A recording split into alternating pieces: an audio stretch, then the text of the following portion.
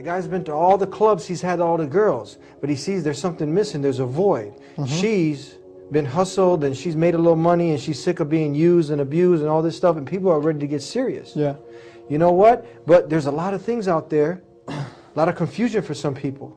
How do they find out what is, they're smart enough to know, look, that there is a creator, but how is it that there's so many different ways, and which is the correct one? Talk to us.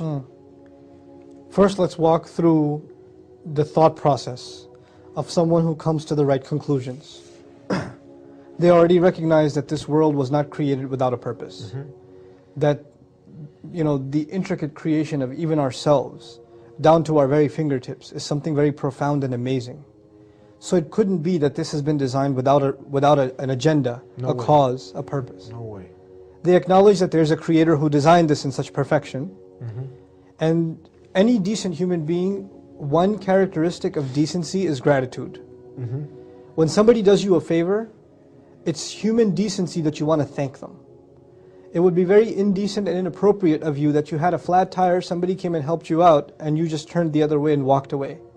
Or drove off. That's just rude. It's not appropriate. It's not common decency. Not at all. And human beings have a sense of common decency across religions and culture. Absolutely, yeah. So when you realize there's a creator, you realize that he's created you in such a powerful way, and he's given you abilities that he hasn't given other creatures. Yeah. And he's given you, all of these faculties, not just your physical faculties, which are amazing enough. Like none of us paid for our eyes, and none of us, bought our hands anywhere. They were just given to us.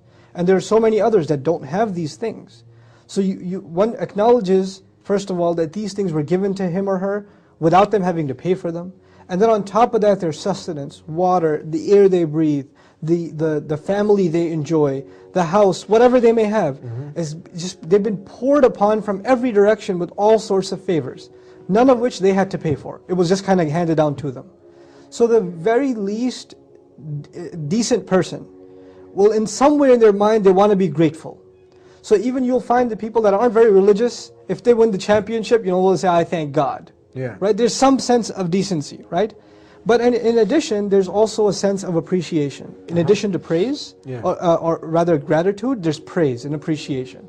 Meaning he didn't just help us, he helped us in such a profound way. And his creation and his creative power is so incredible. Just the vastness of this universe, if you ever ponder over that. Just look at the sky one day and just look at its flawless end to end.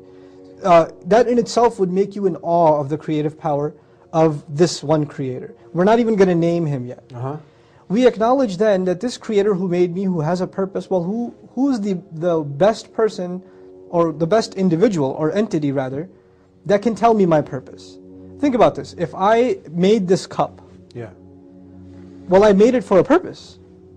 The manufacturer of something manufactures something for a reason.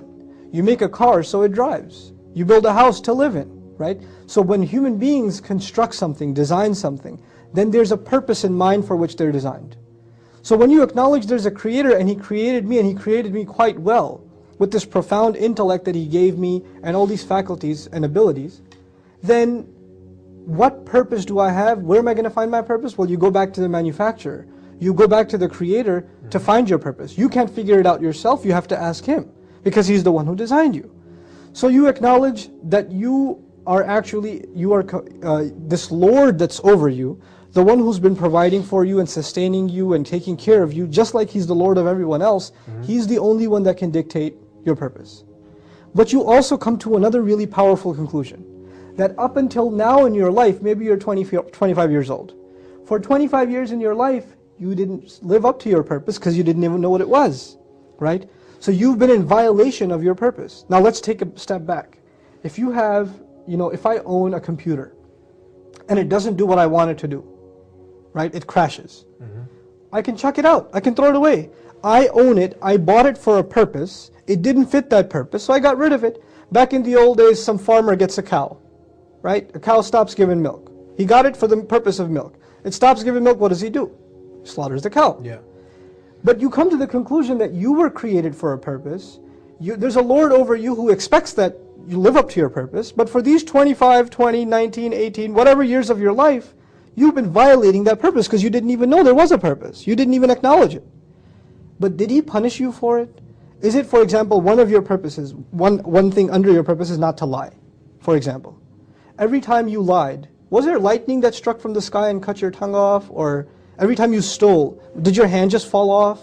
Or every time you engaged in something evil, something wrong, did you experience the punishment right away? No, He let you go. He let it slide. He keeps letting it slide. And human beings aren't like that. When we expect something from someone, like an employee, right? If I hired you to be my accountant and I expect you to show up at 9 o'clock and you don't show up for 4 weeks, and then you show up at the 5th week it's 3 p.m. and say, where's my paycheck? Then you've already been fired, right? So you acknowledge you've been in violation, and this Lord of yours is far more merciful than anyone else you've ever experienced. His mercy is unimaginable. His mercy is unimaginable. But then you also realize, as unimaginable as His mercy is, if I've come to this conclusion that I don't know my purpose, or I haven't sought out my purpose, and I've been getting away with it all this time, is it okay if I should just forget about this purpose and continue to not think about this anymore and move on? Or if I've come this far in my thought, then I should realize that He knows that I've come to this conclusion. He knows that I realized I should be looking for my purpose. So if I stop my search here and say, I'm thinking too deep, better go back to the life of partying, then there will be consequences. I will have to pay for everything that I did.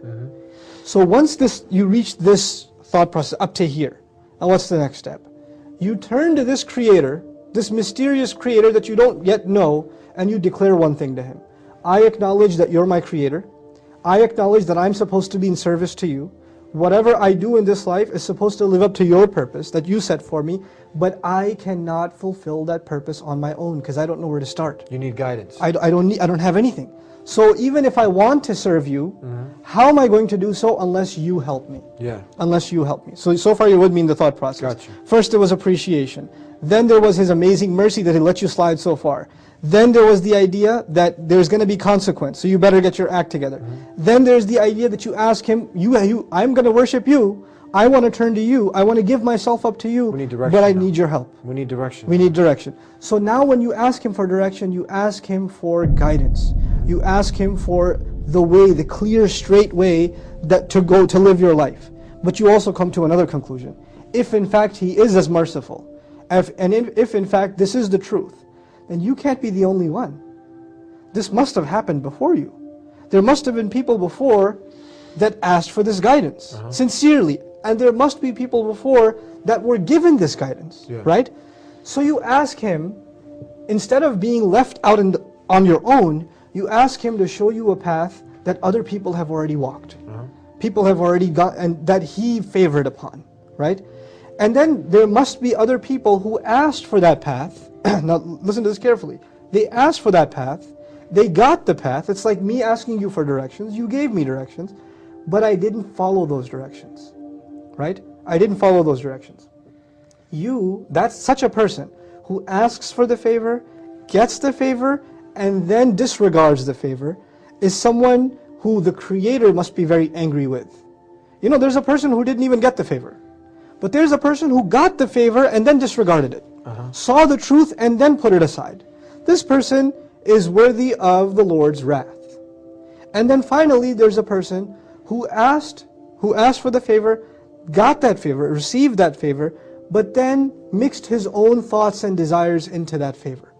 God gave him guidance, He gave him the truth, He gave him clarity, but he didn't like everything that he heard. So he put something of his own in there and became lost.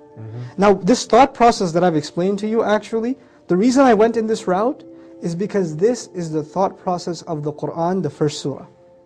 The first surah of the Qur'an is actually the thought process of someone seeking the truth. We say Alhamdulillahi Rabbil Alameen, the first thing. Praise and gratitude belong to Allah, the Lord of all the peoples of the worlds. All the worlds, okay? So we talked about praise and gratitude. Then we say Ar-Rahman Ar-Rahim, the unimaginably, exceedingly merciful, constantly merciful. So this was the mercy part. But then we say Maliki Yawmiddin, the master of the day of judgment. There's going to be consequence if I try to take advantage of His mercy. Then we talked about you reaching the conclusion you want to worship Him. Iyaka na'budu, we worship only You. But we can't worship Him ourselves, we need help. So Iyaka nasta'inu, we seek Your help. We seek Your help. What help specifically do we seek? Guide us. So what's the next ayah? Ihdina sirat al-mustaqim, guide us to and along the straight path. Then we said, this path must not be us alone. There are people that have gone down this road before. So we asked to find the road of those who have succeeded before us, the path of those who you favored, not those who earned your wrath, not those who went astray, right? So this thought process is what we are asking people to consider. It's universal. I didn't take you to the Quran first. I showed you the logic of that path first, right? Yeah. Once you understand this path, nothing I have said is directly saying accept Islam. All we're saying is be sincere to the Creator, be grateful to Him, accept Him as your Lord, ask Him to show you the path sincerely, and ask Him to show you those who walked down this path before and succeeded, and keep you away from those who walked down this path but then got lost, then went astray, or earned God's wrath, earned Allah's wrath, right? Now for people who are seeking this truth, what is the measuring stick? The first measure is your own conscience. That's the first measure. The second measure is, if in fact it is from God, then it has to meet one primary standard. And that primary standard is, there can be no one between me and the worship of that one true God. Nobody in the middle. Nobody in the middle. There can be those who show me that path. But I'm not going to worship these people that are showing me the path. I'm only going to take their teachings to get to the path, because they may be the ones Allah favored. Just like I asked to show me some role models, some guides. Yeah. So these are people that are role models, not ones to be worshipped, but rather to be looked at as role models, as guides.